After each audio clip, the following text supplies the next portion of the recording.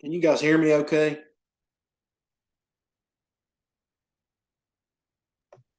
I hear you. Awesome. Thank you. Well, it's 7 o'clock. People are still probably trying, well, almost seven anyways. People are still probably trying to get in, but if you know anybody trying to get in that can, it's just the same link as before. And it'll be the same link for the next 2 weeks after tonight too. So uh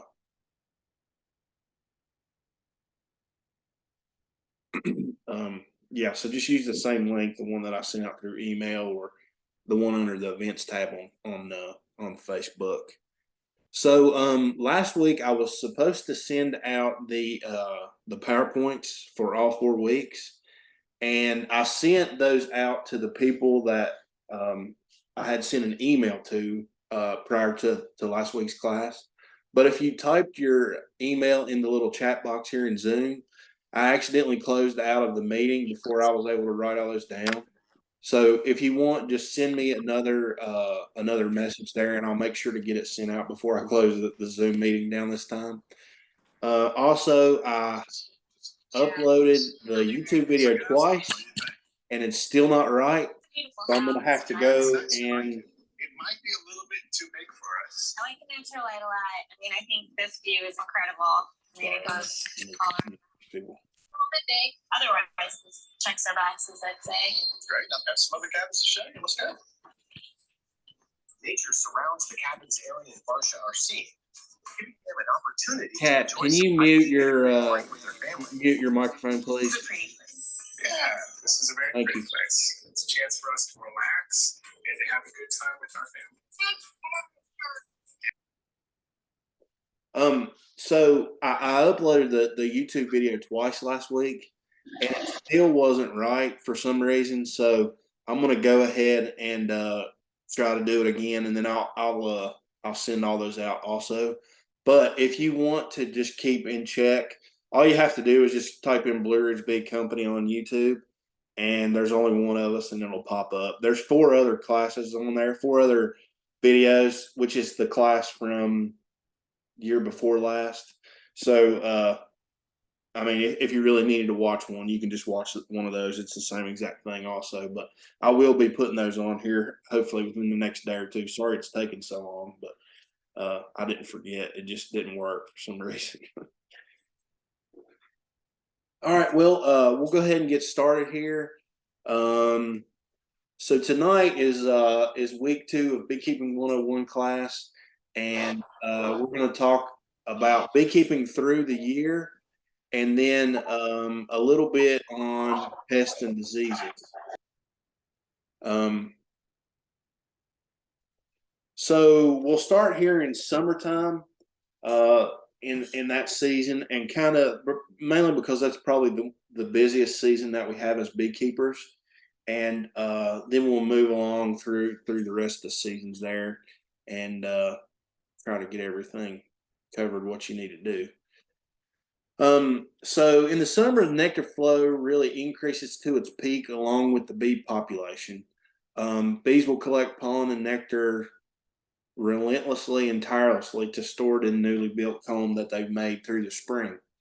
And that usually happens as a result of bringing in thin nectar. So when I say thin, I mean like, so you can either feed bees sugar water in a 1-to-1 ratio, meaning 1 cup of water and 1 cup of sugar, which is thin, and it simulates nectar, and it stimulates the queen to start laying, for her to rear more brood, and then you can have sugar water that we feed in that, which is thick, and we call it 2-to-1, which is 2 cups of sugar, or even 3 cups of sugar and 1 cup of water.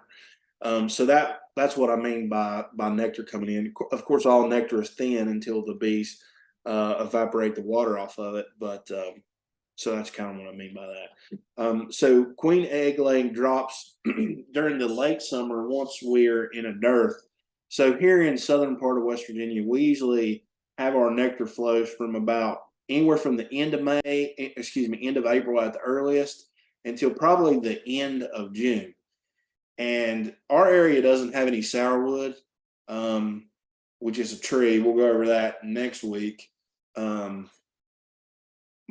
sourwood blooms a lot. Sourwood and basswood bloom a lot later in the year, and they're anywhere from the very end of June to the very all the way through probably about the middle of July. I don't know how to get these things to mute when they come in here. Anyway, sorry about that.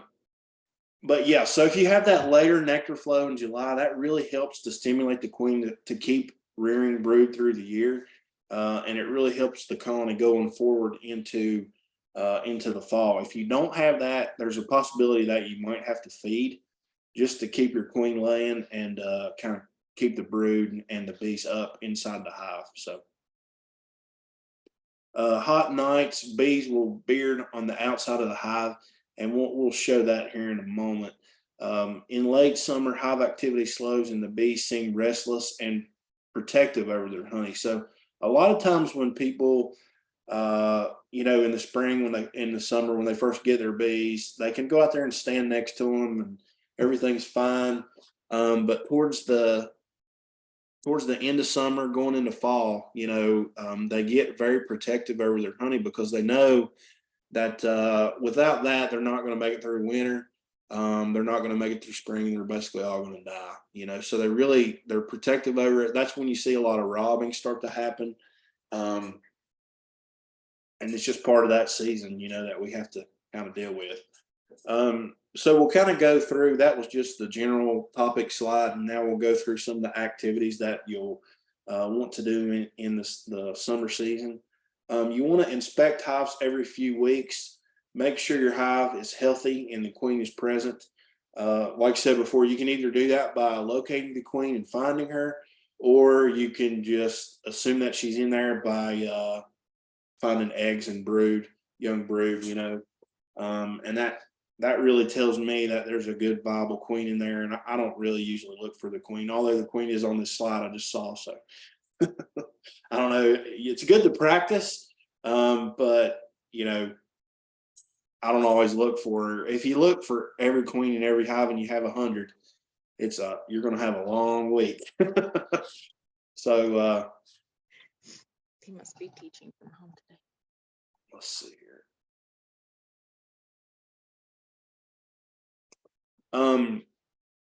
So you'll want to add honey supers as needed. So usually we add honey supers whenever the dandelion starts to bloom. So as soon as you see the dandelions start to come out, that's usually when we add supers. And that kind of signifies the very beginning of spring spring/summer. And that's when you need to add supers. That way they're already on there. They're present whenever the bees start bringing in some of these other forms of nectar, and you got them there, so you don't miss any of the honey flow. They don't store all that nectar in their brood chamber, and that just creates whole other issues here. And we'll talk about that later too. So you want to keep up swarm control through the summer. So you basically want to be looking out for swarm cells and making sure that the hive's not too crowded. And if they are, you really have to do some stuff about it in order to keep them from swarming, because you can have bees, and if you keep them in one little box through the whole summer, they're going to just continuously swarm on you, one time right after another. As soon as they get built up, they'll swarm. So you really kind of have to keep a grip on that and kind of keep it in check. So you'll want to harvest your honey towards the end of the nectar flow. Look for presence of mites, test for the presence of varroa. Well, I'll just say that. So you'll want to look and test for varroa in the hive, which they're all in there. They're all the time in there. You can't get rid of them totally, because bees are communal. They go from one hive to the next. The drones are communal, and they basically hitch a ride from a hive that has a really bad varroa presence, and they'll come back to your hive, and before long you got an explosion of them. So you really have to keep them in check. You also want to look for other potential pests and diseases in your hive, just to make sure that you're keeping everything under check throughout the year. and then treat for varroa and pest if need be. So really summer inspections are about getting the bees built up and manipulating them to do so. So you want to arrange frames in your hive in a way that it maximizes the space that the bees have. So basically what I mean is, remember last week we talked about a 10 or an 8 frame box. I'm just going to use a 10 because that's probably what the majority of people will have. But the same principle still applies to 8 frame also. If you have a 10 frame box, the bees will more than likely put the brood towards the center of the box, and they'll probably have 4 or 5 frames. And then on the outside of that, they'll have a frame or 2 of pollen. And then on the outside of that, they'll have their honey. Although there is honey on every single frame, more than likely, it's just kind of arranged differently. So bees build kind of in a rounded sphere shape.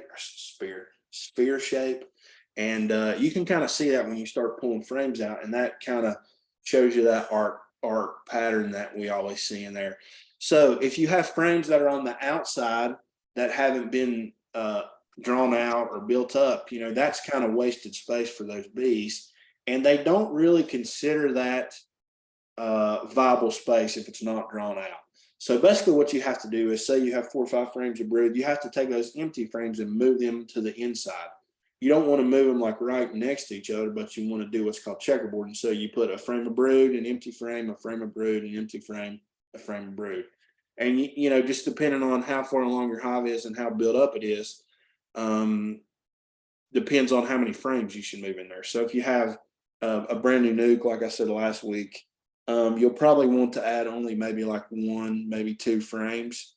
You don't really want to go full force and add like 5 or 6 frames, all 5 frames in between. You probably just want to keep everything kind of close, and then add a couple frames in just to kind of help them create more space. So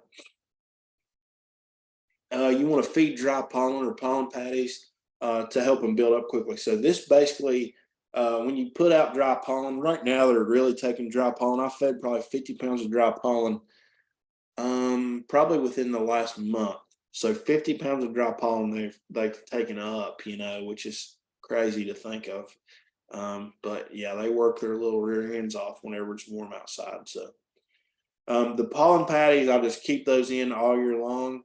It's basically one less resource that all the bees have to go out and forage for. So it makes a big difference. When there's not, pollen is the main food source for rearing brood. So the nectar kind of stimulates the queen to lay eggs, but if they have no pollen, then they're not going to be able to raise any brood, because that's the protein source. That's basically what the honeybee is made of. So you have to have it. You should feed sugar syrup when there is a dearth of nectar and until they're out of their first box. So you'll probably want to feed, I would feed 1 to 1 because that stimulates the queen to lay. Don't feed them 2 to 1 or they'll store it, and they won't really rear any brood. I guess they just store it and turn it into honey and they're done. But the nectar, that thin nectar, when it comes in, it really stimulates the queen to go to laying and the bees to rear more brood. So supering, you want to add honey supers as needed. Like I said before, I usually add them when the dandelions start to bloom. A strong hive can draw out a honey super in a matter of 1 week. So they can take that box from nothing but blank foundation and turn it into drawn frames within a matter of a week. Sometimes they can do it even sooner. But you really have to be able to stay on top of them, because as soon as they run out of room, that's when they try to go to swarming on you, because they know that there's too many bees in there and not enough space.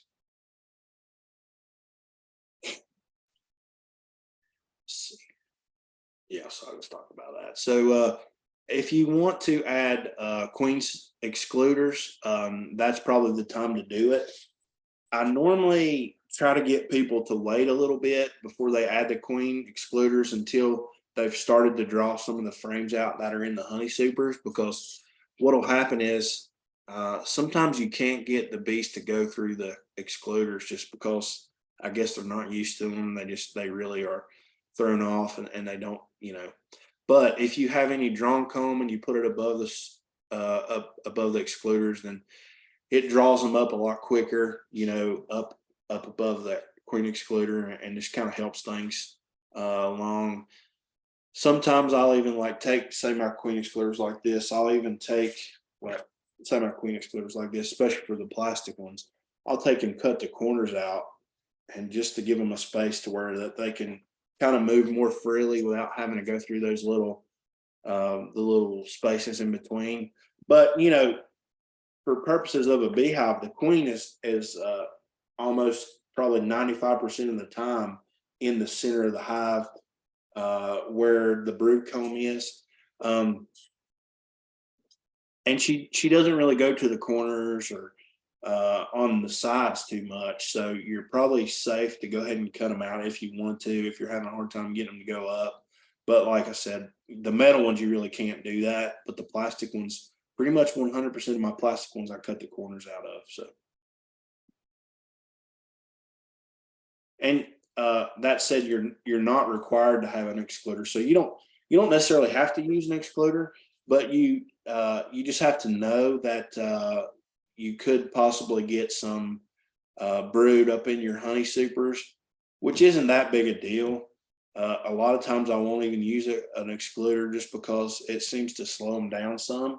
But if I'm trying to get honey off of a single brood box, then more than likely you're probably going to have to add a queen excluder just to keep the queen out of that next box, because one deep is fine for a queen. That's enough room, but they kind of use that second box as I guess almost like a bonus room. They'll store pollen in there, and then they'll store some of the honey that they use for that brood box up there too.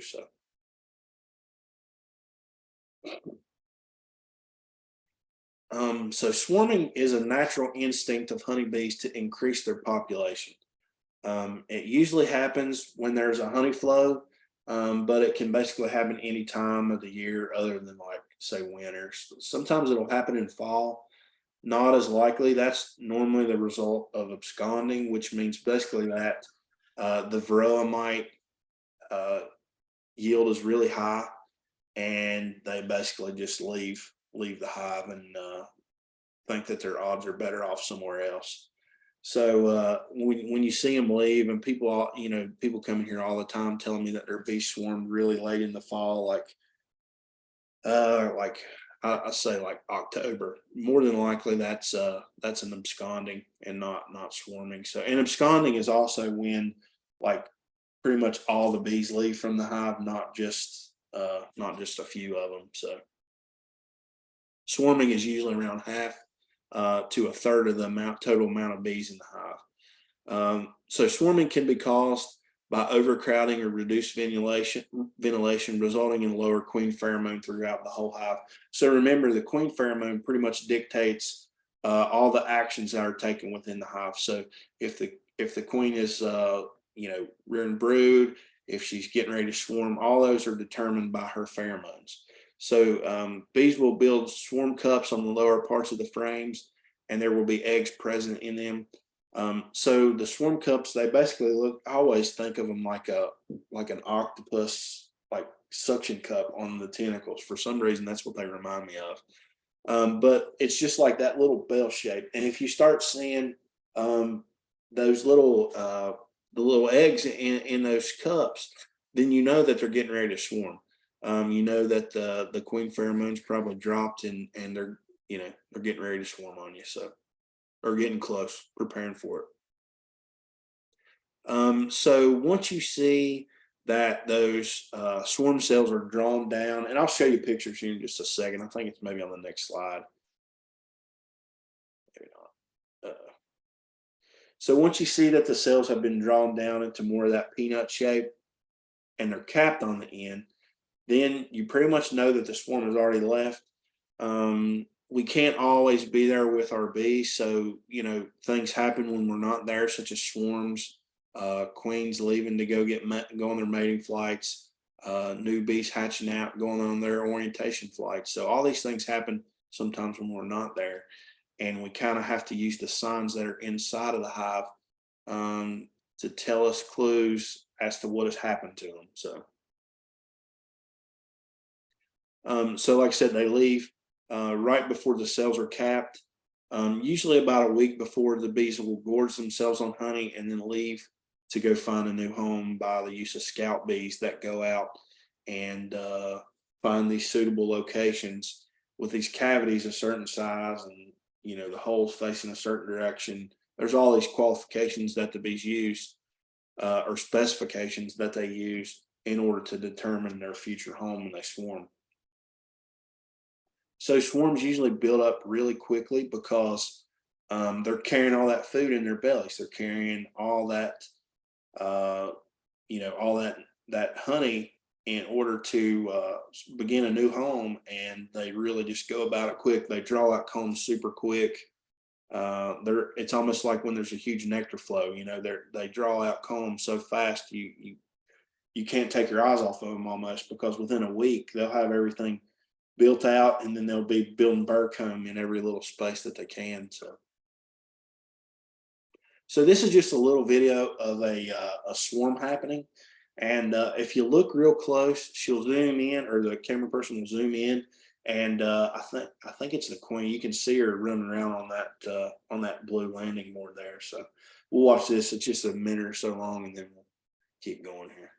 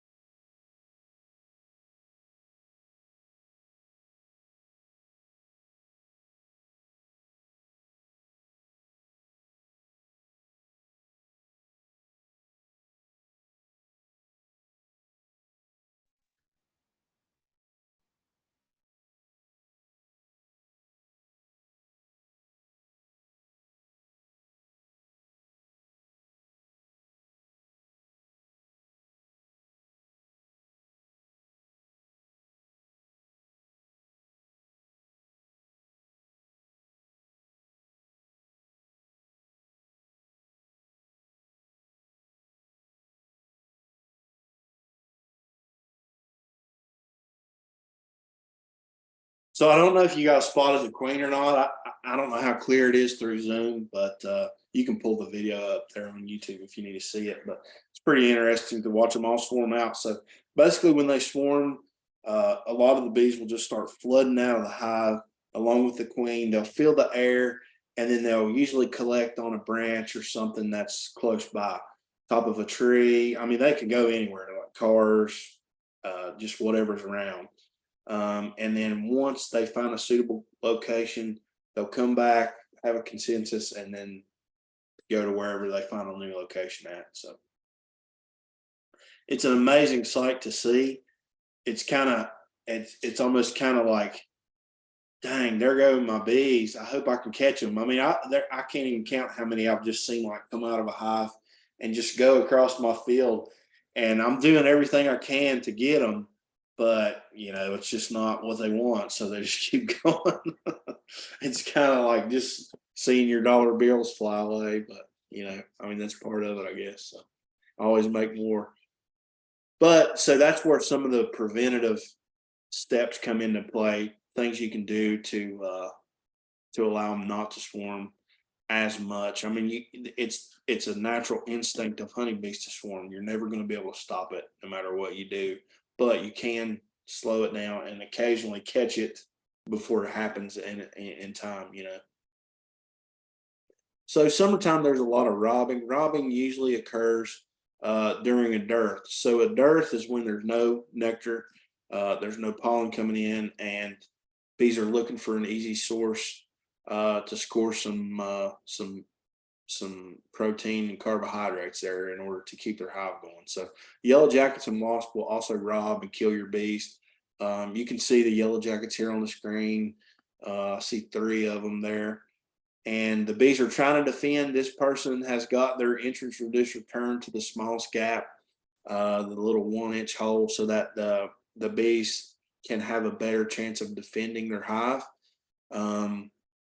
But sometimes it's just the numbers in the hive are not up enough to where that they can keep them out, and they kind of just take over.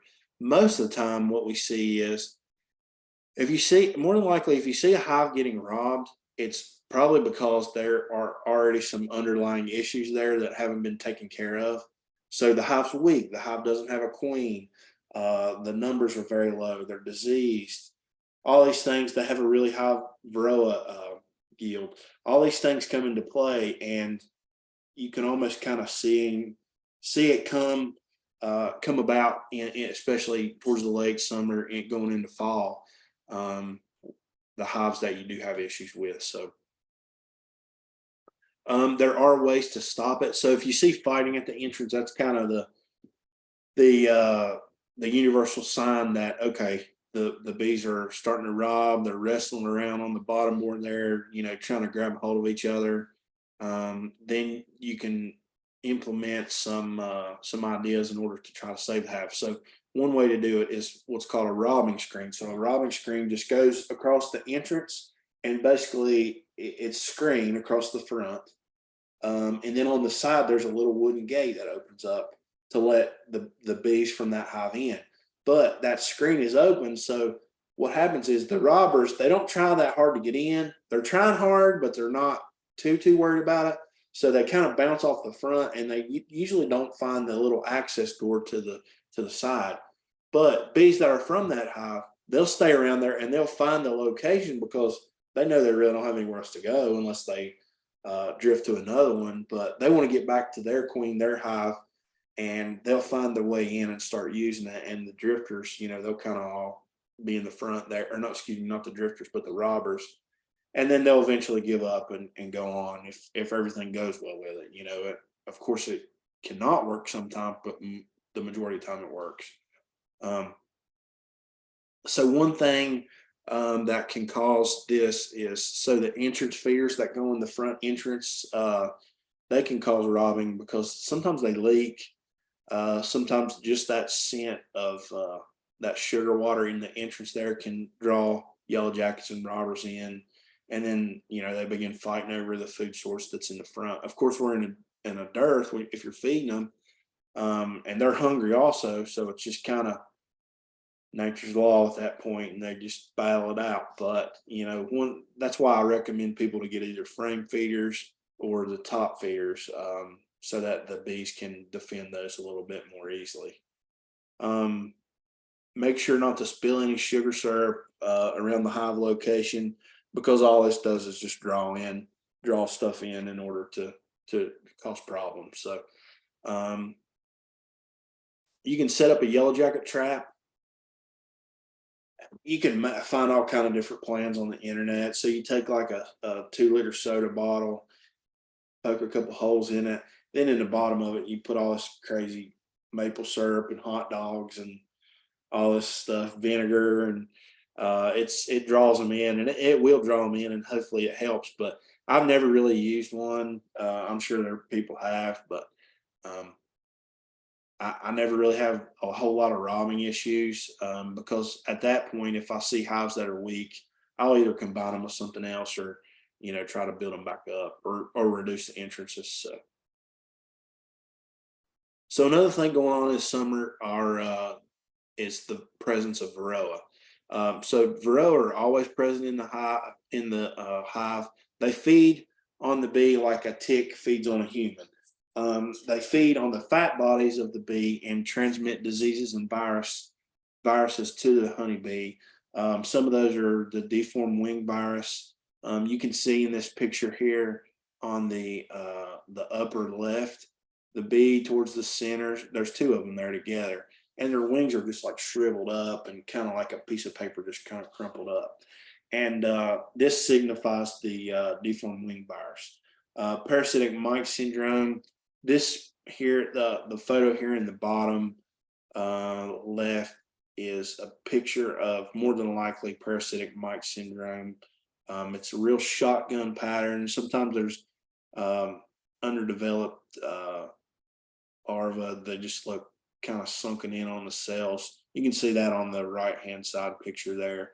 It's just a rough looking scene there for hive. So tests can be done before it gets this bad to determine the amount of varroa present in the hive, but you really have to stay on it and stay vigilant in order to catch it in time and make sure that you catch it and get it treated, before it gets out of hand. So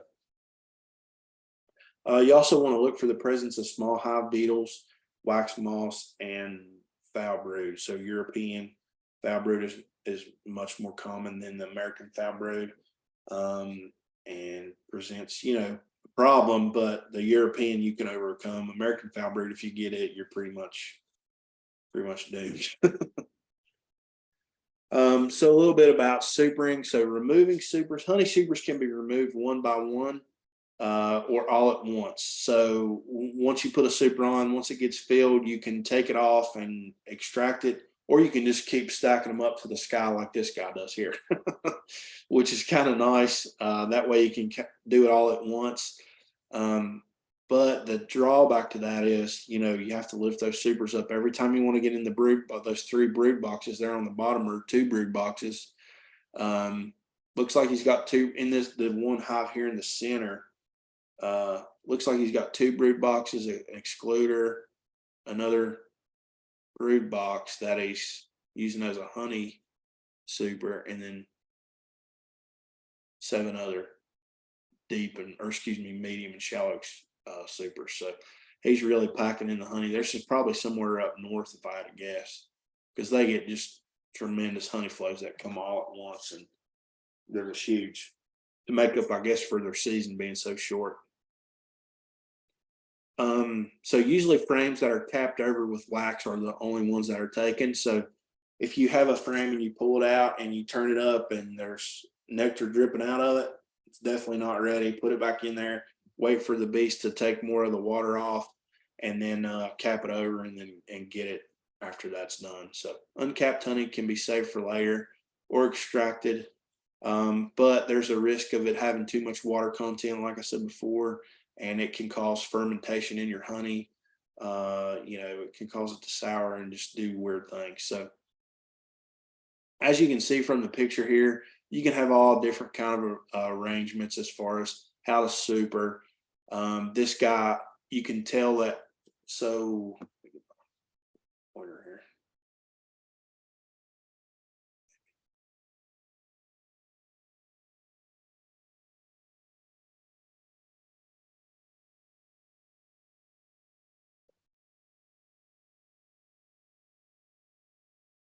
Never mind. So you can see that the supers are kind of set back from one another. So they kind of have the bees, the hive stacked up, and then they'll scoot one back and one forward, one back, one forward. And this basically just allows for airflow. It creates more entrances in the hive so the bees don't have to go all the way up from the very bottom of the hive all the way up to that very top super, which is probably like, 10, 12 feet. It's just a long way for bees to travel to be able to go that far. So there's all kind of different arrangements. People come up with all different kind of ideas as to how to get bees. So now we're moving out of summer and going into fall. So most nectar and pollen sources have dried up, and they're really nothing out there for them. And you're having to feed them either pollen and nectar, or just one or the other. So more than likely it's both.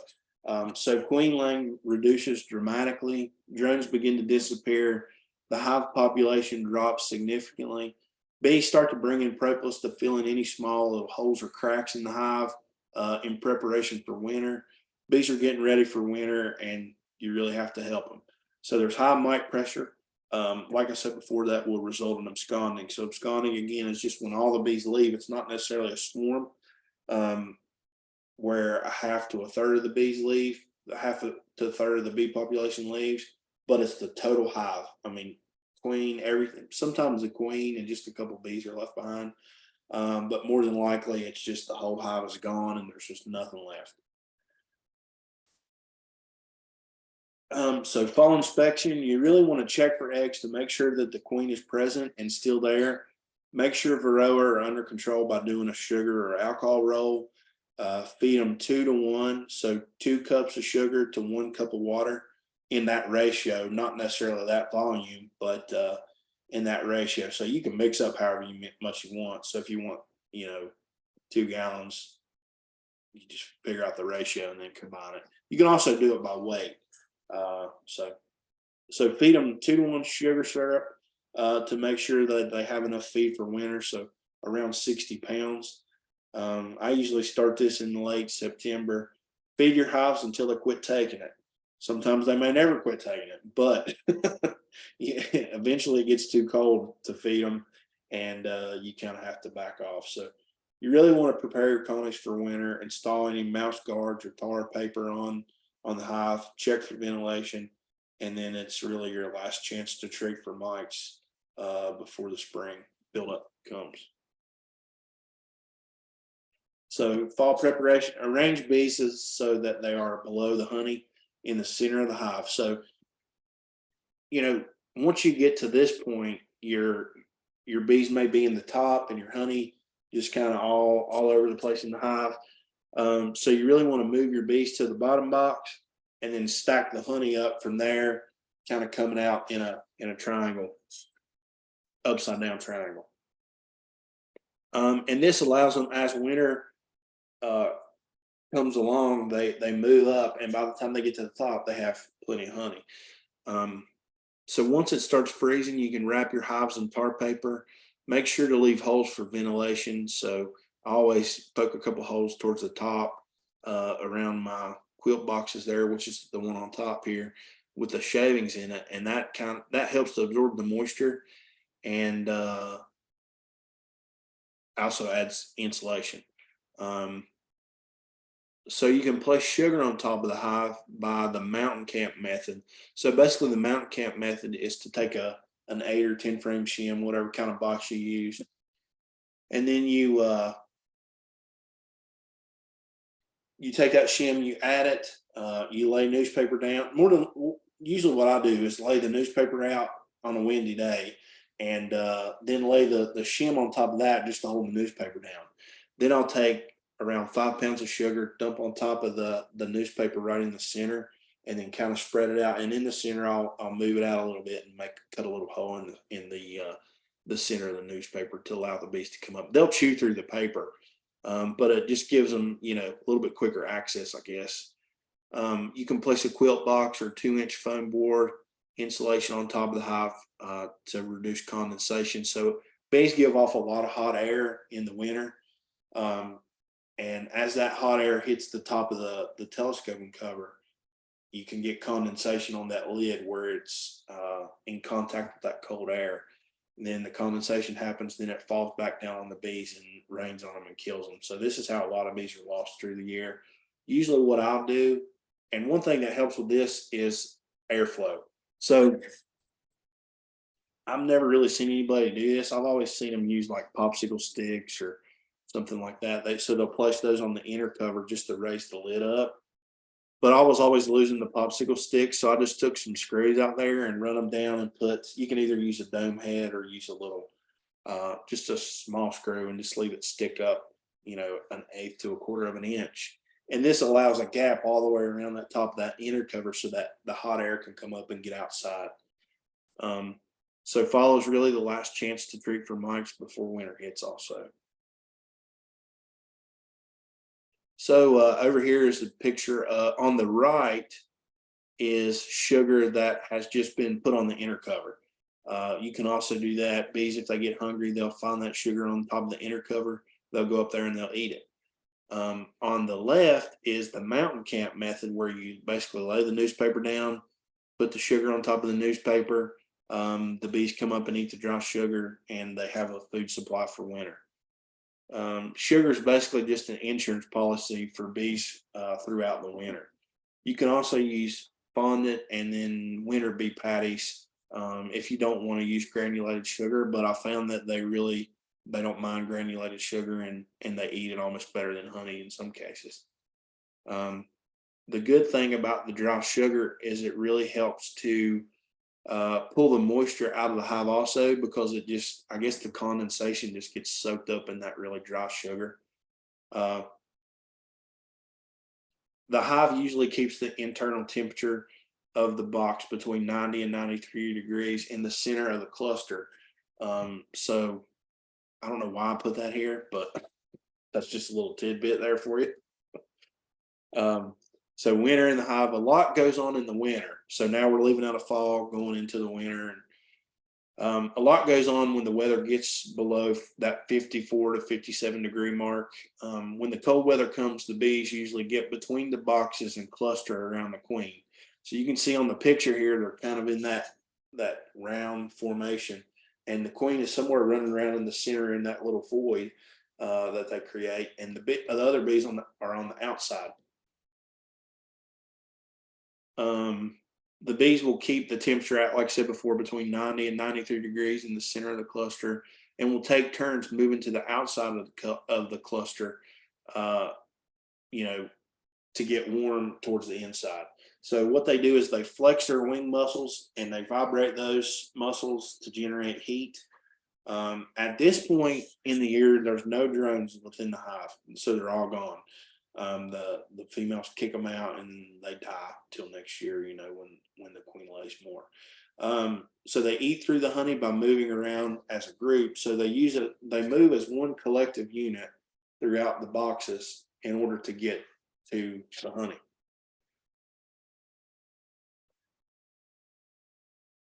So on warmer days like today, where it's, I'd say anywhere between 45, 50 degrees is the threshold when they'll come out, unless it's raining, then they'll stay in. But they'll come out, search for pollen, any kind of food source that they can find. So I had some supers that I'd emptied out, and they were still wet with honey in them, but they had been extracted, but there was still a little bit remnants of honey in the supers. I put them out, they tear those things up, and then they'll take it back and eat it as a kind of a quick food source. So later in the winter, around this time of the year, February, early March, the queen will start to lay some eggs, and she keeps little small patches of brood in there all year long.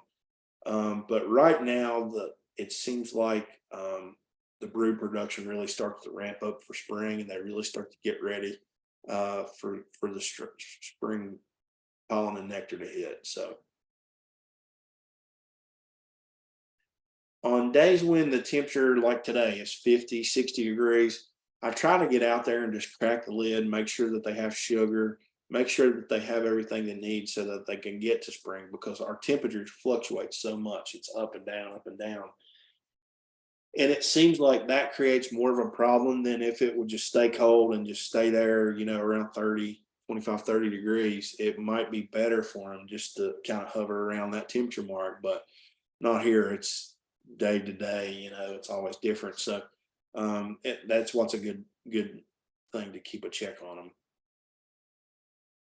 them. You wanted to make sure that the bees have not eaten through the sugar that you've supplied them with. Close the hive up and then ready them for winter. Keep dead bees cleared out of the way of the entrance there, and just so they don't get blocked. Sometimes they can get blocked in the front and not be able to get out at all. So I just take a little stick, break it off, and kind of move it back and forth in the entrance, just kind of rake the dead bees out of the way, because you will find a lot of dead ones. And it's basically just bees that have died through, natural causes through the winter, unless they, have high virus loads. If you have a dead out, so basically a hive that has died in the winter, then you want to clean up the hive, store the frames of pollen and honey. You can either Usually what happens is I'll clean all the dead bees out and then I'll just leave them out there. But you can take them, wrap them in a plastic bag, put them in a freezer, kill any of the wax moth larvae that could be in there. But you know, that's up to you what you want to do with them. So, but it's best to kind of keep them out of the way. And you know, if you have a garage storm in there, wrap them in a bag just so to keep the wax moths out of them. So coming out of winter, moving into spring. So spring is the busiest time in the hive for the beekeeper. The queen steadily lays more and more eggs. Drones begin to reappear, nectar and pollen pour into the hive, and the hive just starts to boil with activity. I mean, there's bees on top of bees. Swarm cups and cells begin to appear, and they ready themselves to swarm. So this is what a typical hive looks like, you know, that's doing really well in the spring. You want to conduct an inspection as early as possible in the spring, just to give you an idea of what's going on. So usually probably about the middle of March, I'll do like a good tear down of the hive and just make sure everything looks okay. Check what they have for storage, because at that point there's still not enough pollen and nectar coming in to totally supply them for what they need. A few weeks before the first blooms appear. So like I said, the second, third, even the last week of March, you might give them a little 1-to-1 sugar water just to ramp the queen up to start laying. Feeding some pollen substitute to help provide enough pollen for them. So those pollen patties, usually at this point, I'll just keep them on there and just put them on there every time I'm in the hive, you know, and just keep them on. You'll want to, so I'll talk about this here in a second. So during the winter, bees love to go up. So they are constantly moving up in the winter. Once they get to that top box, if they run out of food, you know, then there's nothing in there, they die. So they get to the top, they reach the sugar, they're fine. But how do you get them to go back down? So what you have to do is take the two boxes and basically reverse them. So put the top on the bottom and the bottom on the top. And the bees just keep climbing up the ladder, you know. So you really have to anticipate colony growth and watch for indication of swarming. So keeping a lookout for those swarm cells. If you have a hive like this hive is, I don't know what the rest of the boxes look like. This box here is pretty packed.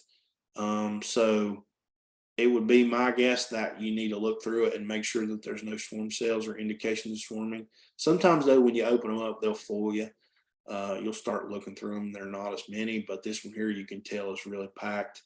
And if they haven't already started a swarm procedure, it might be time to pull a nuke out, or even add some more supers so that they have extra room. So reversing the hive bodies allows for the bees to have more room to build up. Bees usually build up when they're in a hive. If the bees are clustered between the boxes, however, you don't want to reverse it. So say you have two boxes here and the actual cluster splits two boxes. You don't want to take half the cluster and move it to the top, half the cluster and move it to the bottom, because then you just split all those bees up and they can't use the warmth from one another to stay warm.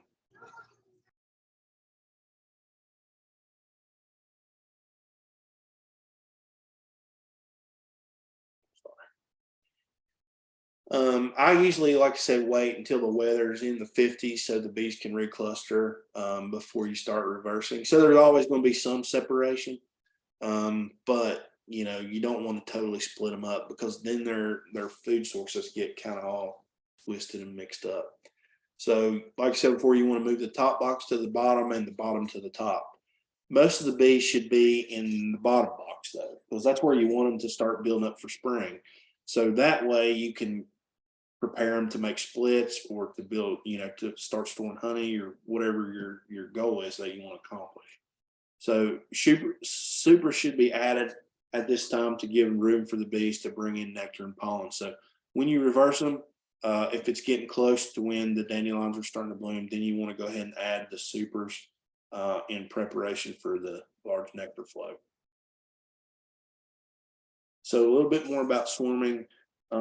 It's best to capture a swarm or simulate a swarm before the bees leave and you lose them. So if you can catch them, by all means catch them. But if you can catch them before they leave, then you're doing yourself a favor in trying to not find the swarm.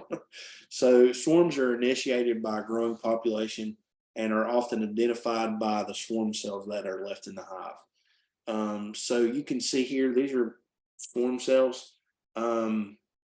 I would like to see it. I don't know why I put this picture in here. I would like to add a picture where the swarm cells were just all along the bottom, because remember, there's two different types of cells. There's the supersedure cells, which are on the upper third of the frame or upper half, and then there are swarm cells, which are on the lower half of the frame. And a lot of times the bees will build those swarm cells hanging off the bottom of the frame. And there can be anywhere from just one all the way up to 20 some, even more. It just depends on how relentless those bees are in trying to get a new queen in order to go ahead and swarm. So if you see cells like this, it's probably a good indication that the queen is still there, because those cells aren't capped all the way on the bottom. Once they draw the cells down and they're totally capped, then pretty much your chances are pretty slim of finding the queen, because more than likely they've already swarmed. If the old queen and the swarm cells are present, you can either cut the swarm cells out and leave the queen in there and try to stop them, or you can take those swarm cells out along with a few other frames of brood, a frame of honey and a frame of pollen, and make a new hive. But if you move those frames over, you want to take the old queen out and move it to the new and let the large hive raise a queen, because they have more resources in order to make a good queen. So in order to raise a queen that is viable and is good, you need resources. So sometimes nukes don't have all those resources right on hand, but those larger hives with that large amount of population of bees do a little bit better job at that. So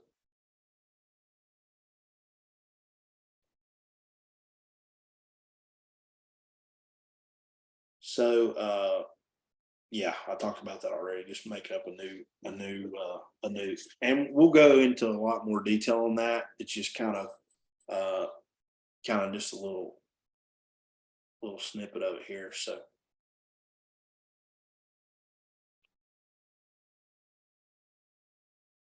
I think that's the halfway point of the presentation. So somebody wrote, can you make another deep instead of a nuke when you want to simulate a swarm?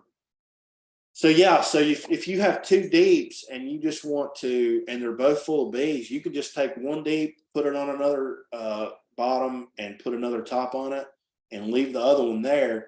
But if you leave them side by side, just know that the one hive with the one hive with the old queen, a lot of those bees, the older bees, can smell the pheromone given off by that queen, and they'll drift back over to the old hive.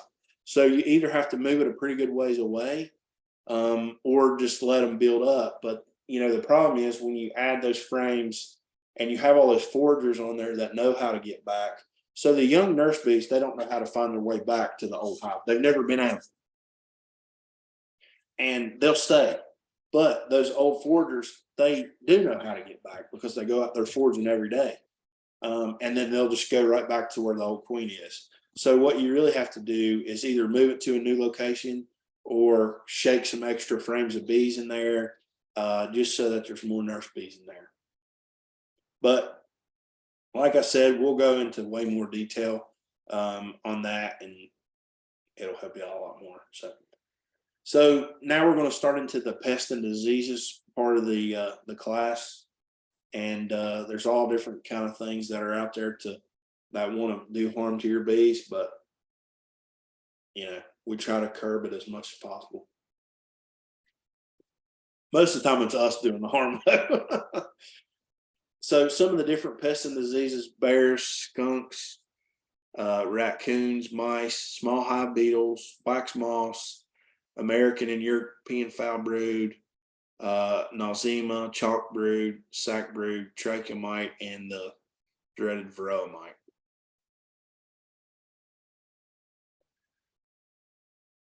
So I guess it was 2 years ago. I had a hive, or I had a apiary yard, and I had probably about 40 hives in it. Out of those 40 hives, a bear gone into it and tore 32 of them up.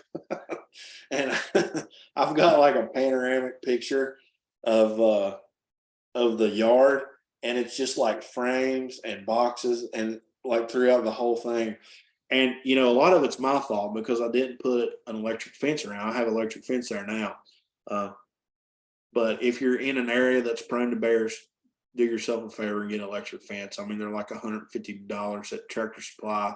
That's where I found them to be the cheapest and the best. And they do a good job keeping stuff out and, you know, keeping the bears at bay.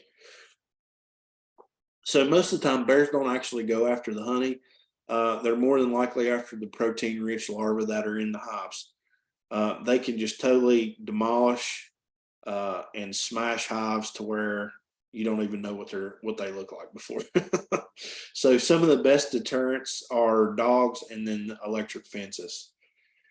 You know, if you live in a place with bears, like I said, do yourself a favor, get electric fence, because you will regret it at one point or another, and they'll find them and then they will just, you know, wreak total havoc. So skunks, they usually wait at the entrances and eat the bees as they're bearded up on the outside during the hot days. And you can tell because when a skunk, that they dig at the ground, and then you'll see all these like little ground marks, and then you'll see where they've chewed the bees up and like sucked all the good nourishment out of them, and they spit out the leftovers. So coons, they can knock over hives. I've never had an issue with coons. Mice are usually a problem during the winter as they're seeking out warm homes, and they'll chew up the frames, foundation, and, you know, all that kind of stuff. So.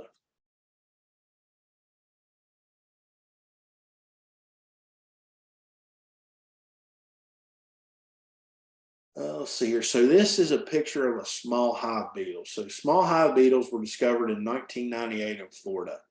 Hive beetles larvae eat the wax, pollen, honey, and eggs, and then they just totally like slime the hive. So if you've ever seen a hive that has been destroyed by hive beetles, you will never forget the smell because it is nasty. It smells like rotten food or garbage can. It's just terrible. And I'm pretty good with like gross stuff, but the smell of those things is just, it will like turn your stomach, man. It's nasty. But luckily, where I am, I don't know where you guys are. You guys might be all over the US. Luckily, where I am, we don't have too big of a problem with it. We do have them, and you'll see hive beetles because a lot of our bees come up from the south, from Florida, Georgia, those areas, North Carolina, and they have large amounts of hive beetles. And within just a few days, you know, those beetles can take over the hive if there's not enough bees in there to corral the beetles and keep them back. Then they'll just take over. I mean, one of these, I can't remember how many eggs these things can lay in a day, but it's just a tremendous amount. And the time frame to where they just explode is kind of phenomenal. And they will just go through there and eat the honey, and they just slime it. It's really nasty. Look up some pictures. I don't think I have one here, but anyways, yeah. So there's only just a few things that can kill the small hive beetle. One of them is checkmate. It can be used to kill the beetles inside the hive. Guard Star is a soil drench to where you basically put the pesticide in a garden sprayer, and then at night you drench the soil around the hive. Part of the small hive beetle's life cycle is for the larva to leave the hive, go into the ground, finish its life cycle, and then emerge as an adult, and then go back up into the hive and start all over again. So small hive beetle traps work to capture the beetles. Little beetle gels like I showed you before, or Swiffer pads. So some people take Swiffer pads that you used to clean your house with or your floors, and they'll cut them up in long little strips. Then they'll take a wire brush and fuzz I have no idea who figured this out, but it's pretty smart. They'll take a wire brush and fuzz the Swiffer pad up, and then as the beetle, you normally what people do is they'll put them in the corners of the hive. As the beetle crawls over that little Swiffer pad, his hooks on his feet get stuck in the fuzz, and when they get stuck, they can't get out. So pretty neat there. But I've never really had a terrible issue with them to where I've had to use something like that. But there are plenty of people, out there that have. So this is a picture of some destruction done by wax moths. So wax moths are not usually a problem in strong hives where the bees can chase them out and kind of keep them corralled back, just like the small hive beetle. They destroy wax and comb and can totally destroy a hive. Most of the time, I've had several people come in and say, man, I had a good hive and the wax moths come in and destroyed it. No, more than likely what happened is you had a good hive and they absconded from, varroa pressure, or they just died out from lack of a queen. And at that point, the hive was left unguarded. The wax moths came in, laid their eggs, and then the wax moth larva chewed through all the wax and, turned it into this mess here. So the best defense for keeping wax moths out is a healthy hive. So if you have enough bees in there, they're going to keep the wax moths run out, and more than likely you're not going to have a problem. Problems usually arise when supers of dark comb are stored. If you have any pollen in there, any bee bread, then those wax moths are attracted to that stuff. They're not usually attracted to honey supers that have never had any kind of larva or any kind of brood raised in it. They like that protein that's given off by the larva and left in those cells, and then they go in there and they just attack it. So frames can be frozen for 24 hours to kill the wax moth larva as a natural treatment in order to kill any larvae that are left in there from the wax moths. Paramoth is a chemical that can be used with stored supers to keep wax moths away. So it's basically just like a mothball almost, and it keeps the wax moths pushed out of the supers or brood boxes. So a little bit American and European foul brood has a foul smell. That's why it's called foul brood. It stinks. And it's a bacterial disease of the larva. And some of the symptoms include very spotty brood pattern. So that shotgun brood pattern where it looks like a shotgun shell just shot the brood frame, and it's just real splotchy and just speckled. Infected larvae are often twisted in their cells. Sour odor may be present, like smelly socks, but not the same smelly sock odor as goldenrod. So the first time I ever started getting goldenrod, when I first started keeping bees, I actually had bees on my back porch, and my bedroom was right above that back porch. And the house we lived in before, it didn't have any air conditioning, so it was August. We didn't have air conditioning. The windows were open, and I could smell the hives down below. And I was all night, man, just studying foul brood, what was going on, what happened. And come to find out, they were just bringing in a bunch of goldenrod nectar, and it just stunk. So larvae die before being capped.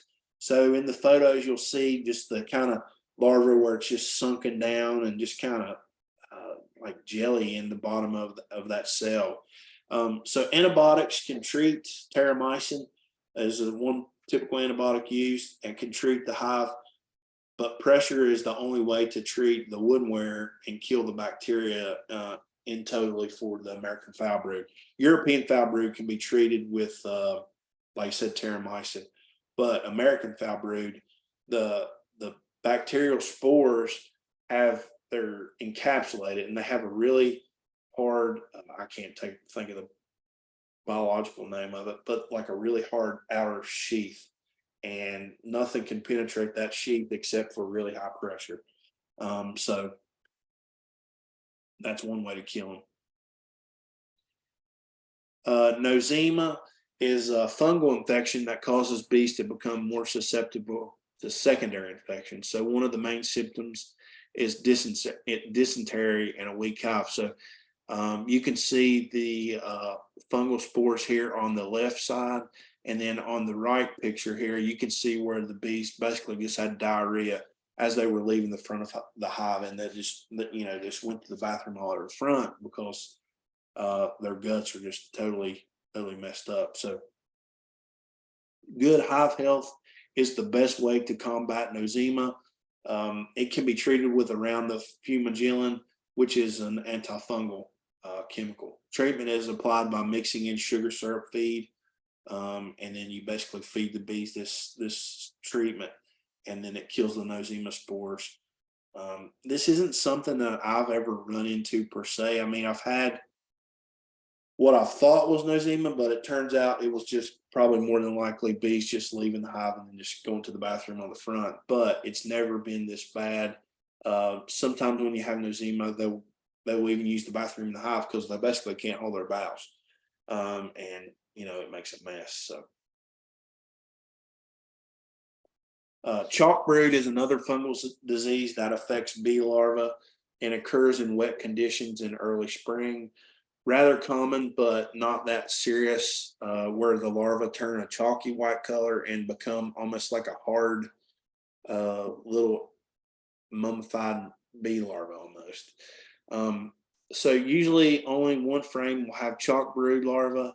Infected brood is usually dropped at the front of the hive. So you'll see it kind of right there at the front in the grass in front of it. No medical treatment is usually necessary for chalk brood because it usually just clears itself up as the colony recovers. You can actually take a pair of tweezers and pull the chalk brood out if you feel like you really need to, if you feel like the bees are weak and can't get it cleaned up themselves. But more than likely they can clean it up and will take care of it themselves. So sac brood is a viral disease of brood that is similar to the common cold.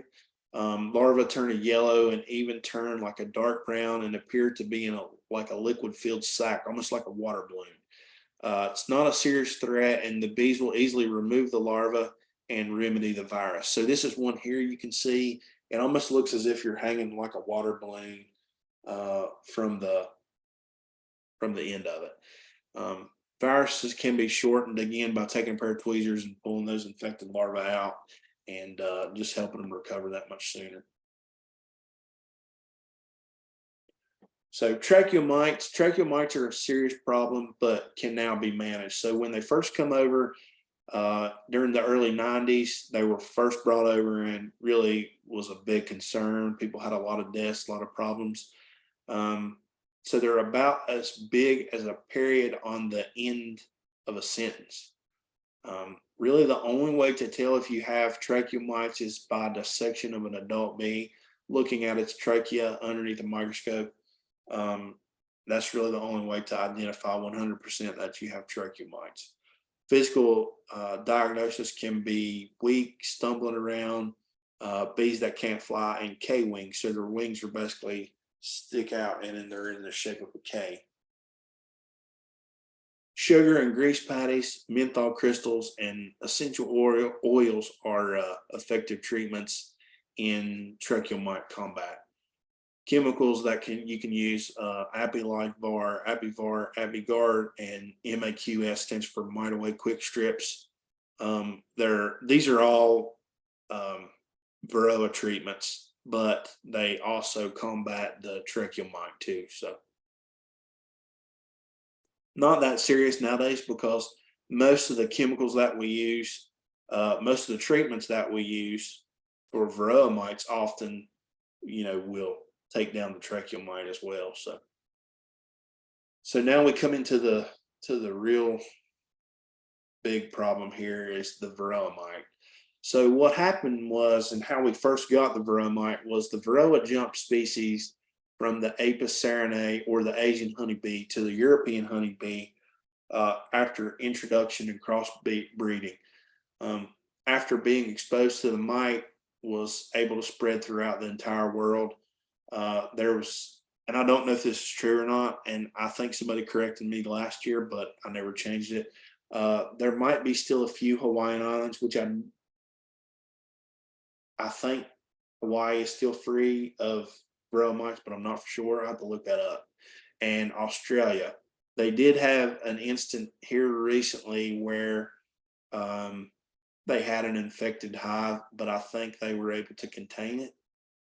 So they came to the U.S. in the late 80s by entering through Florida and then to Michigan, where they were then dispersed through the packages. Varroa came to West Virginia in the early 90s and have been a huge, huge problem ever since. So take a look at the map here. You can kind of see how the Asian honeybee was in Indonesia. They crossbred.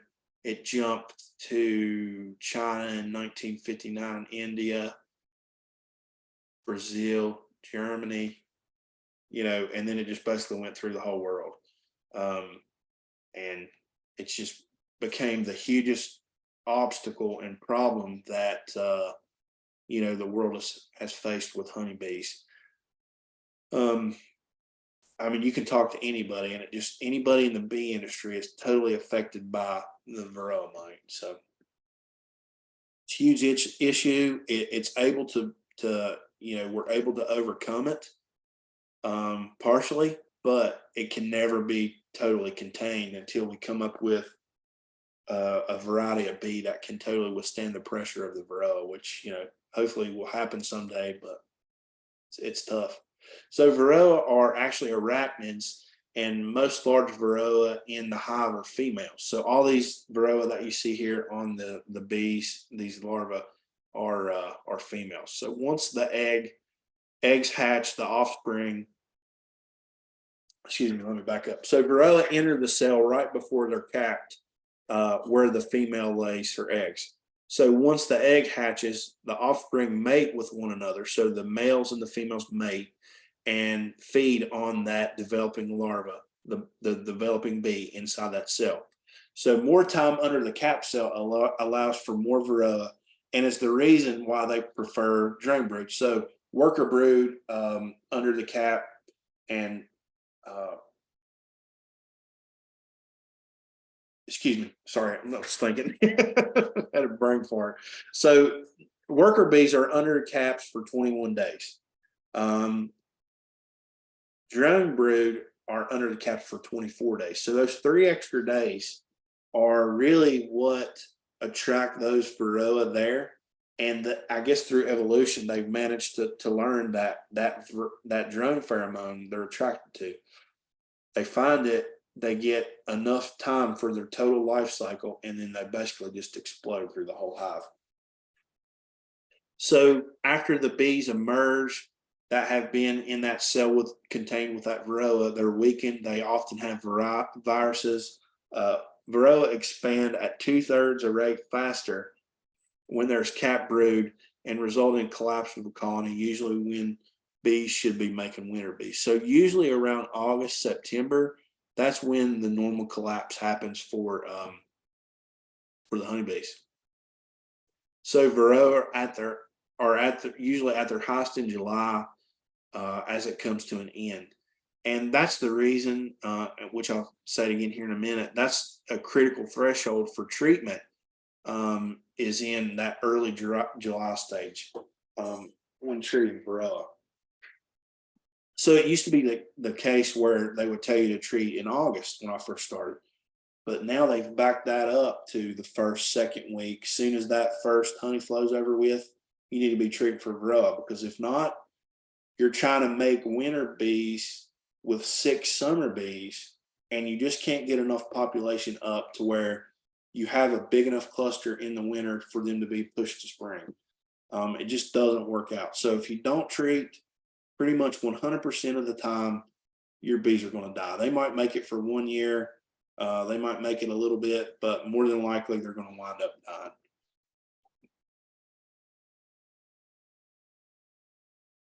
So adult Varroa feed on honeybees under their armored segments, where their soft tissue is. So underneath, this bee here has deformed wing virus. Underneath on their bellies, there's armored plates. And those plates, where they overlap, the Varroa will get underneath those plates, and then they'll tap into the fat reserves of the honeybee, and then they'll feed on them, and they pass the viruses and diseases along. And then that's how you get bees that have deformed wing virus. You get parasitic mite syndrome in your hive, and it's never a good, they don't benefit the hive in any way. But you can't get rid of them because drones are communal. The worker bees are somewhat communal if they drift. And as soon as you treat, you have these drones that migrate from one hive to the next, these bachelors, and then they bring all this stuff back to the hive. So they'll be out in a hive that, you just treated your hive. You're pretty Varroa free for the most part. You didn't kill all of them, but you got majority of them. They go out, they rob another hive out that had high Varroa mites. All those worker bees bring them back. The drones are communal from one hive to the next. They're attracted to the drones. They hop on the drones. They're back in your hive again. So Varroa are always present. But we have to do our best to keep the numbers knocked down to a threshold that's acceptable for the bees to be able to make it through winter. Like I said before, the peak is usually in July into August. Let's see here.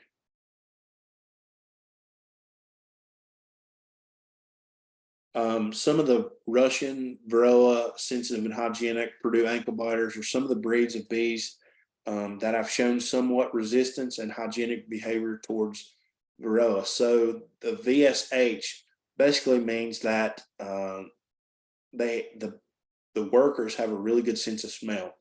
They can tell when there are Varroa underneath the capped cells, and they'll basically uncap that cell, interrupt the mite's life cycle, pull the larva out, and then they interrupt the life cycle of the mite in order to further the colony. Some of the other breeds, like the Purdue ankle biters, they'll actually take the mite and chew on the legs of the Varroa mite and kill it. There's several different, all these crazy names people come up with, and it's pretty interesting to see. And people make really big claims as to what is happening, but it's kind of, what do you believe? What do you not believe? Are they actually working? I mean, there's videos and stuff on the internet of it working, but I've never really had one that was totally 100% able to not treat and was totally fine. There's certain different rearing techniques that you can use. So brood breaks, you can do like drone trapping and stuff like that, to where you can be chemical free, but there's still steps you have to take in order to keep the Varroa at a acceptable level, or an acceptable level. So here's a little video of the life cycle of a Varroa mite, and it really just kind of goes into detail and shows you what happens. So we'll watch it real quick. Travel between hives. Since Varroa mites don't, we'd like to introduce you to the Varroa mite. Well, to be precise, we'd like to introduce you to millions of Varroa mites. Why so many? Well, when it comes to the Varroa mite, there's no such thing as just one. And if you'd like to see how an infestation starts, you need to look no further than your own bees, especially drones, as they're pretty social and like to travel between hives. Since Varroa mites don't have any wings of their own, they slip into hives by hitching a ride on the backs of adult bees. And for the lucky mite, the trip includes an in-flight meal, as Varroa mites will begin feeding on honeybees' fat body tissue within a few minutes of clinging to the bee. Once they've entered the hive, Varroa mites slip undetected into the vulnerable, uncapped brood cells. This is where the mites lay in wait until the bees cap the brood. Once a cell is capped, the mother mite, like a tiny spider, climbs atop the cocoon of the developing bee, tears open a hole, and begins to feed on its fat body tissue. Within 3 days, the mother mite lays her first egg, which always develops into a male. Then, she lays one female egg every 30 hours over the next week or so in her newly acquired home under the brood cap. And as each of these female mites mature, they mate with their brother. By the time the baby bee develops and leaves its infested cell, as many as 3 fertilized mites will emerge with it, and the cycle continues. Using this strategy, the varroa mite population can grow as fast as the bee population it feeds on. But when summer ends and the bee population declines, the hive is left with a huge mite population, and that's dangerous. Too many mites in a hive will overwhelm and kill entire bee colonies. So what does that mean for everyone's favorite insect, the honeybee? Well, honeybee colonies with heavy mite infestations can't effectively pollinate or produce honey because they suffer from diseases and viruses transmitted by the mites. In fact, honeybees suffer from as many as 20 different mite-induced viruses, including the devastating deformed wing virus, which prevents them from flying. If you want to give your honeybees a fighting chance against varroa, we'd like to introduce. That's a pretty good cartoon there that kind of shows you the devastation of varroa and just how quickly they can come about. So, so some of the tools that we use, varroa can be tested by pulling out capped drone cells and seeing if there is any visible larva. So the drone brood is usually along the bottom of the frames, between frames, anywhere that there's extra space to where those bees can make their own cell size. They'll usually put a lot of drones, and this is because all our foundation is made for worker brood size. So it's smaller size cells, and then they have to be able to cram in some of the drone cells somewhere. So they normally put them between frames on the bottom. The cap cells, you can open them up, pull the larva out, and if you see little black dots on it that look like almost like a poppy seed, then you know those are varroa mites. More than likely, there's more than one on there. Do you see bees with varroa on them or deformed wing virus? So if you see bees that have varroa on their backs, you have an extremely high mite load, because normally you never see the varroa on the backs of bees. Normally they're under their bellies between those armored plates. So another way we test is we use a wide mouth pint jar, place 1/8 inch screen wire under the lid. You scoop up about half a cup of bees from this is very important, from newly emerging frames. So if you have a frame and it looks like there's just a little bit of brood that's on the outside that's capped, the rest of it is young eggs, more than likely those are young nurse bees that have just emerged. The queens come back, laid all new eggs. So those are the frames you want to pull your samples from, because those give you the most accurate pictorial of what's going on in there. So you take about 300 bees, which is about 1/3 of a cup. Place them in a jar with 4 to 5 tablespoons of powdered sugar, if you choose to keep the bees alive, or alcohol, which kills them. I guess the benefit of the alcohol is you get a little bit better grasp on the varroa numbers in the hive. The powdered sugar sometimes doesn't knock the varroa mites off, and you might not get an accurate number. So you put alcohol or powdered sugar, whichever way you want to go, in there. You shake it vigorously back and forth for 1 minute, let it sit for a minute, shake it again for a minute. You get a pan of water. I just take like a Tupperware container, you know, like one of the large ones, put a little bit of water in it, and then you turn up the jar and you shake out the mites into that water.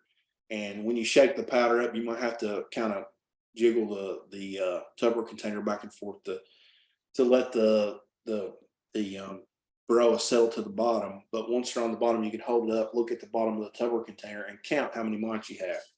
So if you have more than 9 mites in the jar out of a total sample size of 300, then you have a 3% varroa load and you have to treat. If you have any less, say you have like 4 mites, then you're right on that threshold of not having to treat, but you might think about it anyways. So they tell us not to, but man, it's hard not to when you know that they're in there and know that you could have got a bad sample, or, you know, so. the bees that have the powdered sugar, you can just put them back in the hive, and the other bees will clean the powdered sugar off, and they'll be just fine. So starting into the treatment, so that's how you test. If you have a high percentage, so if you have anything more than 9 mites or 3%, then you need to treat. So one of the natural treatments, or some of the natural treatments, the first one is powdered sugar. I've never used this one. I can't really advocate for it. I don't know how good it is.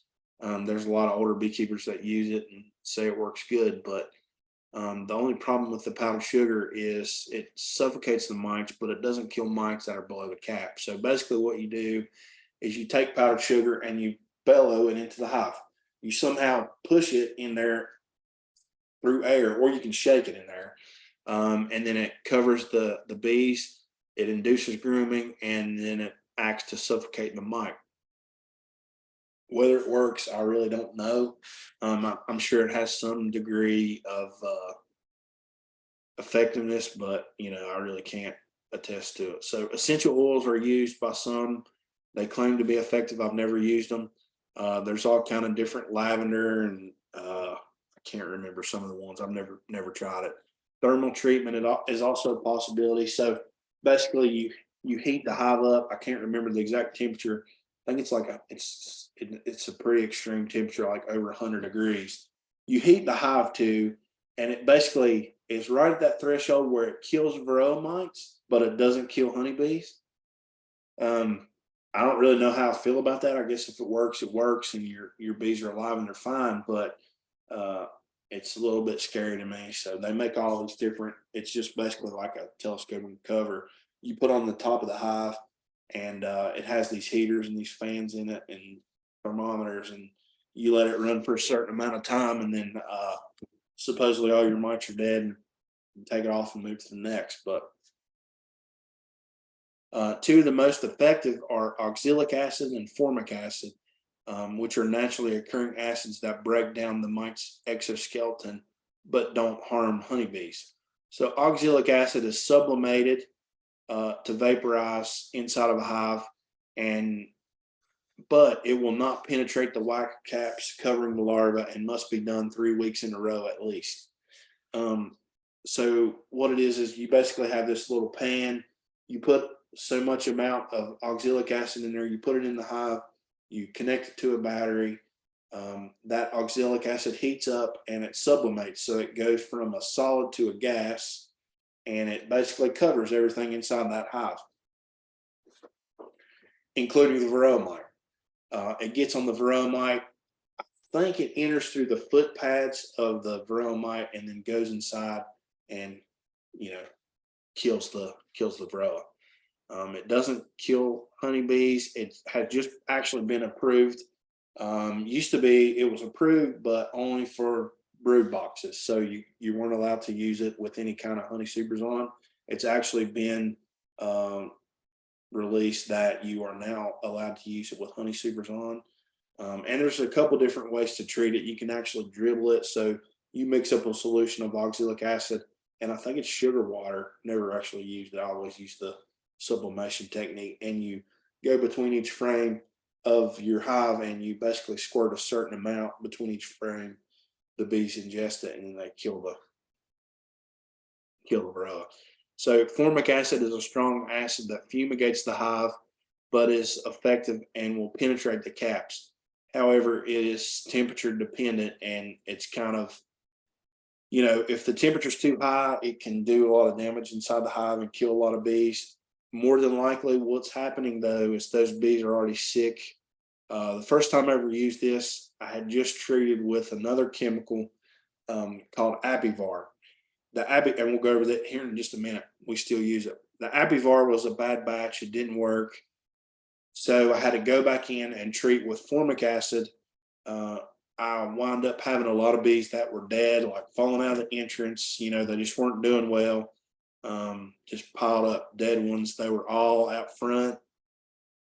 More than likely, though, what happened was the varroa mite yield was so high that the Apivar is kind of like a long-term treatment. So you leave it in the hive for, I think it's 39 days. or right at 50 days. I can't remember right offhand. But anyways, it's a long-term treatment, so it's slowly released into the hive. And it doesn't have enough strength to be able to take down a very high population of Varroa. And what happened was the bees, they were still in their functioning with this amount of Varroa that was way too high because I had let it get too high because I treated too late. But then when I put the formic acid on, the virus load was so high that it wound up just killing tons of bees, and they were just falling out dead, dying, couldn't make it, couldn't fly, couldn't do anything. So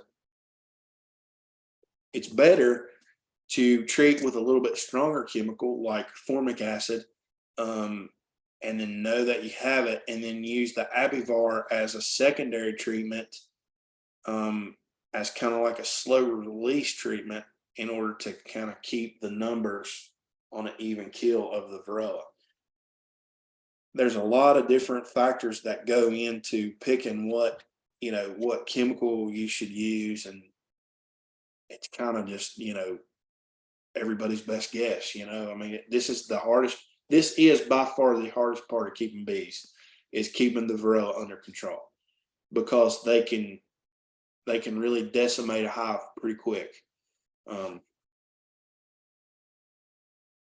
So some of the man-made chemical treatments are Apistan and Checkmite. Those were two of the very first chemicals to come out.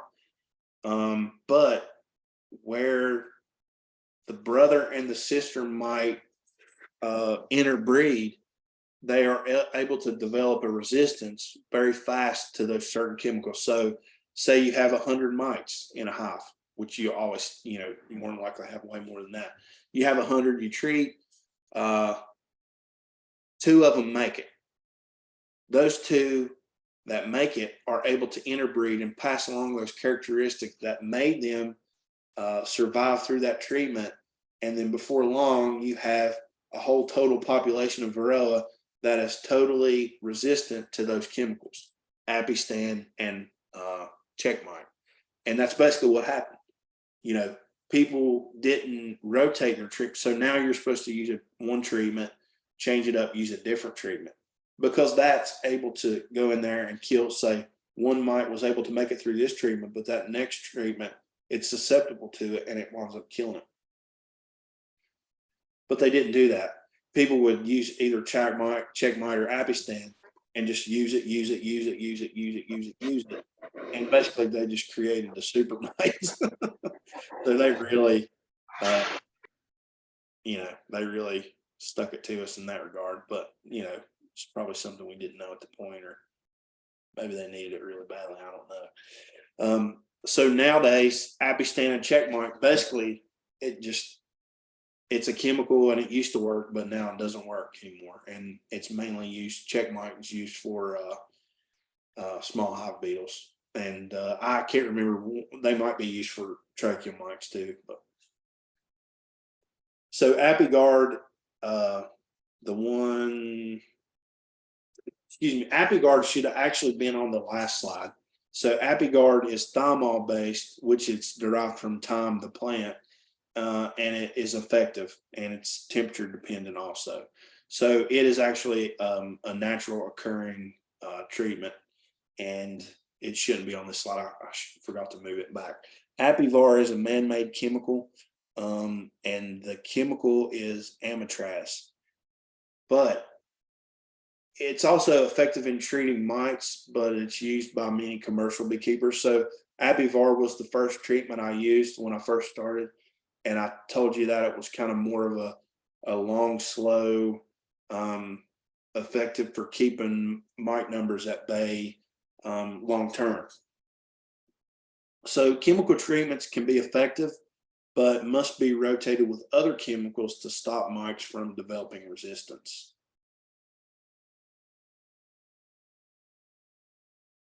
So a little bit of issues in the hive. So potential problems: queenlessness.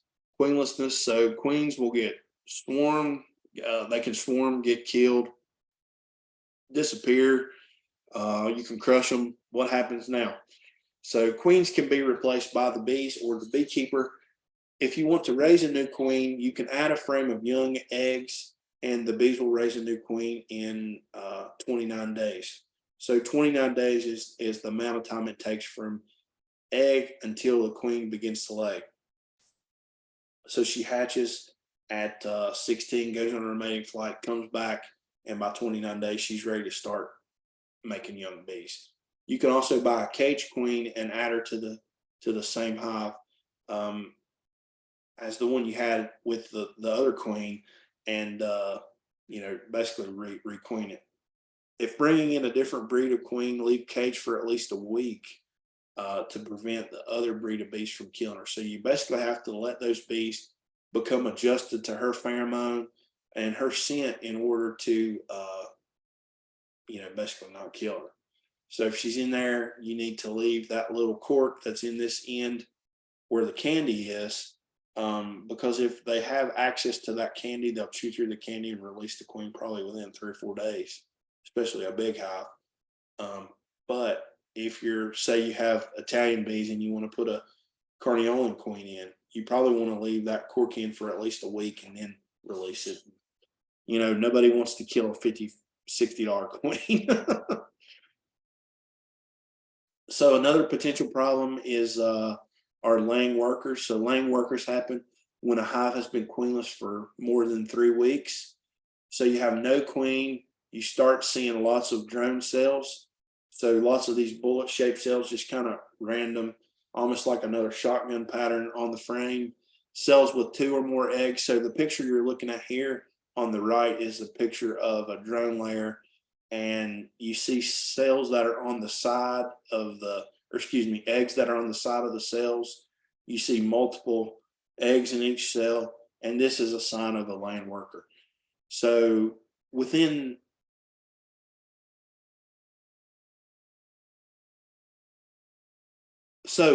it shouldn't be within there, without the queen pheromone, worker bees' ovaries begin to develop. So if there's no queen, then there's no queen pheromone. If you have that case, then the worker bees that are in there, which have never mated, their ovaries begin to develop, and they start to develop eggs, and they'll lay eggs. But the problem is they're unfertilized eggs because they've never went on a mating flight. They've never had that drone DNA added to where they're able to make a worker bee. So what happens is the hive gets overrun with drones, and it's basically doomed unless you intervene and either add frames of eggs for 3 to 4 weeks. So what you would do is, if you had this problem, you come across it and you realize you had an issue here and you wanted to fix it, you can't just get a queen added in there and everything's going to be okay. There's several steps you have to take. So the first step is one of the solutions is you can take the hive about 100, 200 yards away, shake out every bee on every frame into the grass. Take the hive back to its original position, and then let the workers come back to the hive. So what happens is the field workers, they don't develop ovaries and become laying workers. It's always the young nurse bees who have never left the hive. So if you take the bees 100, 200 yards away, shake every bee off every frame into the grass, those nurse bees that don't know how to find their way back are in the grass. They're stuck. They don't know how to get back. So when you put the hive back in its original spot, all those workers come back, and you have bees that are pretty much guaranteed to not be laying workers, unless you miss some. If you miss some, you're going to potentially bring laying workers back. At that point, you want to add a frame of eggs, and then let the field workers raise a queen from an egg. Another way you can do it is to just leave the hive stationary where it is. Don't shake any bees out. Add a frame of young larvae and eggs, and for 1 week. And what this does is that young larva and brood will suppress the ovaries of the laying worker. And it's basically just the pheromone of the cells, or excuse me, of the eggs and larvae, the young larvae that are in those cells. It suppresses the ovaries of the laying worker, and then, you know, more than likely what happens is the bees that are in there know that that's a laying worker, and then they'll wind up killing the laying worker. But when you add the frame of eggs, you have to do it like every week, the same amount of time. So every 7 days for like 3 to 4 weeks. And then hopefully at that point, they will start to realize that they don't have a queen, and they will make a emergency cell, and then rear a new queen from an egg that was added in there. So another potential problem is replacing bees and queens. The importance of having a nuke is often overlooked. They're valuable resources to help your main hives along if there is trouble. So say you have a really high population hive that is just booming. There's tons of bees. They look like they're going to swarm. One of the best things you can do is to get a nuke box, set a nuke up, and let you know, either add a queen or let them even make a queen. But keep a spare queen on hand. That way, if you ever have issues with your queen in your other hive, you have a queen in a nuke that you can take back and combine, or, you know, help your strong hive that was once your strong hive along. So another potential problem is pesticides. So pesticides are a much bigger issue in some of the large monocultural states.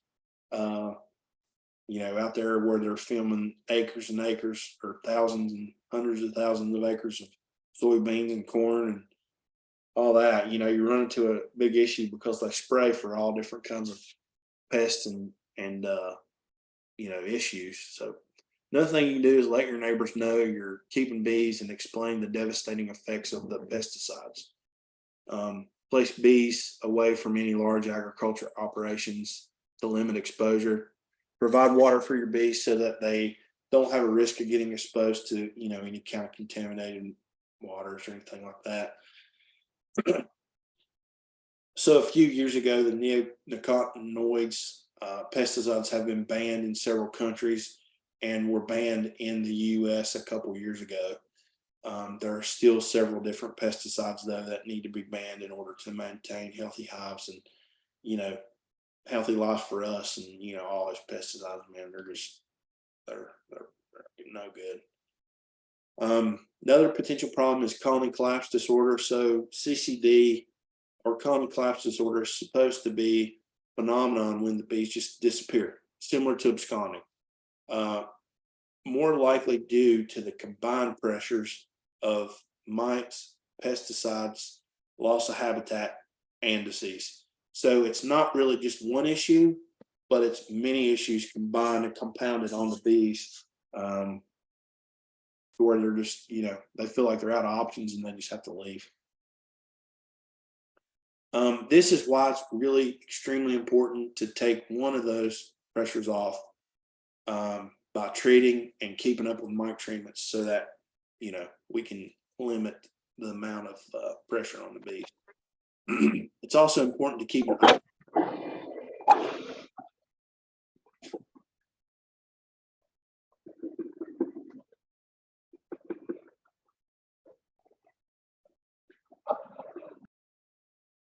It's also important to keep an eye out on the surrounding area where your bees are working, just to make sure that they're not bringing in any pesticides, or, you know, a lot of times they spray these power lines and those kill a lot of bees. And there's all different kinds of things that really affect the healthiness and the nature of them. So it's basically a perfect storm of events leading to hives just absconding and just leaving the hive behind. And you know, it happens. It's just something we have to deal with. So that's about all I have. If you guys have any questions, feel free to ask. You can turn your mic on and ask me, or you can type it down here.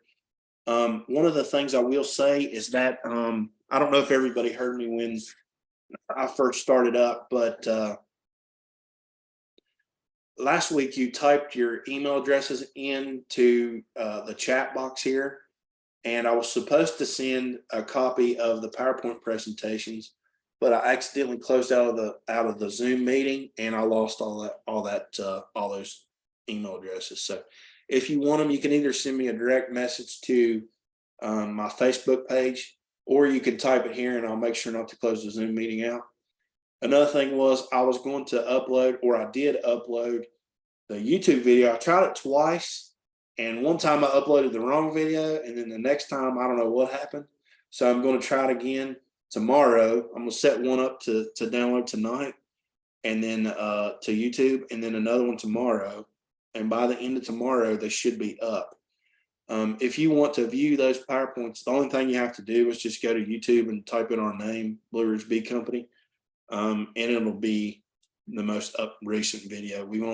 There's only like 4 or 5 on there, so feel free to do that. If you would like the PowerPoints, I'll send it to you right now. I've already sent a couple out, the first few people that asked me to, and I'll make sure to do that. But if you guys have any questions, feel free to ask. We've got 2 more classes left, one next week and then the one the week after. You use the same meeting ID, the same web address to get to the meeting, and then the same password. So hopefully you guys enjoyed it, and then we'll see you next week. But if you have questions, feel free to stick around and we can have a discussion or whatever. All right, thank you all.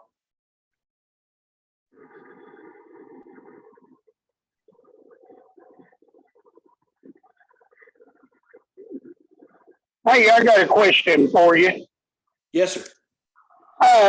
Does honeybees feed beetles? Can you say it one more time, buddy? I didn't hear that last part of it.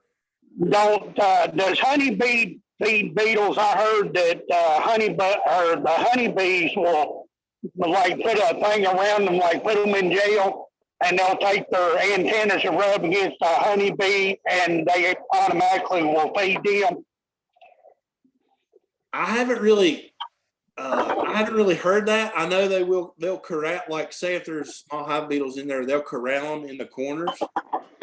And that's part of the reason that the Swiffer pads work, is because those bees will push those beetles into the corners and kind of keep them there. But I haven't heard anything about them feeding them. So yeah, I don't know about that one. Okay.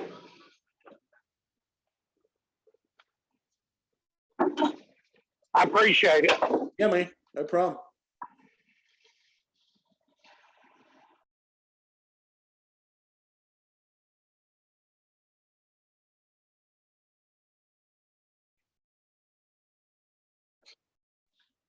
Oh, I got one more question to ask you. How long do I keep? I'm in Virginia. I'm not far from you anyway. Yeah. How long do I feed them the 2-in-1 ratio sugar water?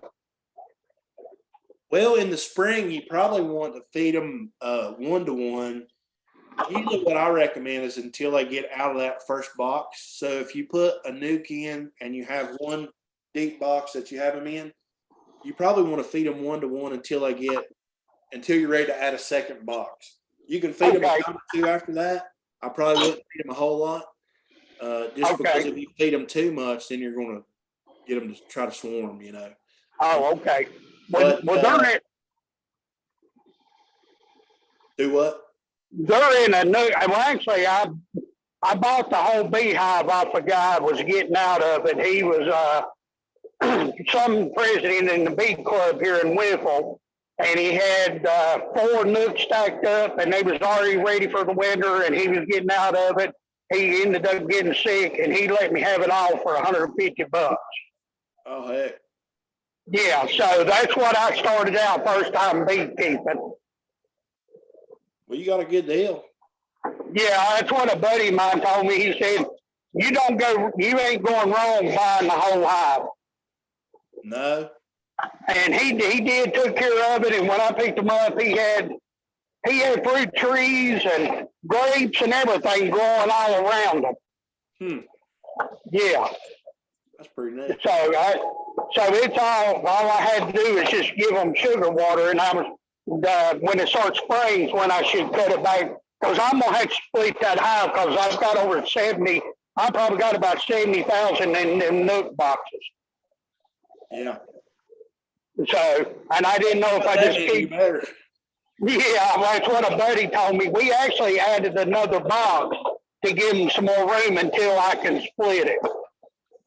Yeah. Yeah, but I just continued doing 2 and 1 until spring. Yeah, I mean, you know, if they have plenty of food in there now, I wouldn't mess with them if they're that full. But Yeah, in the spring right now, we want to feed 1 to 1 because that stimulates them to lay. yeah, In the okay, fall, you want to feed. In the fall, you want to feed 2 to 1 because that helps them store for honey. You know. yeah, okay, They all that back and get ready for honey, but.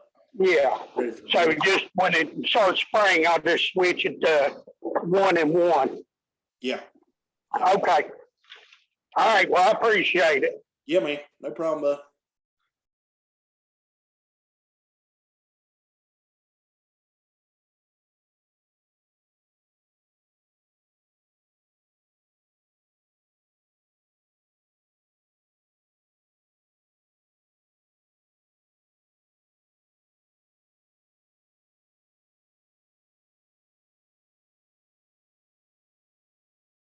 Okay, I think I just sent the PowerPoint to all these people here that are in the chat. So if for some reason you didn't get it, just let me know.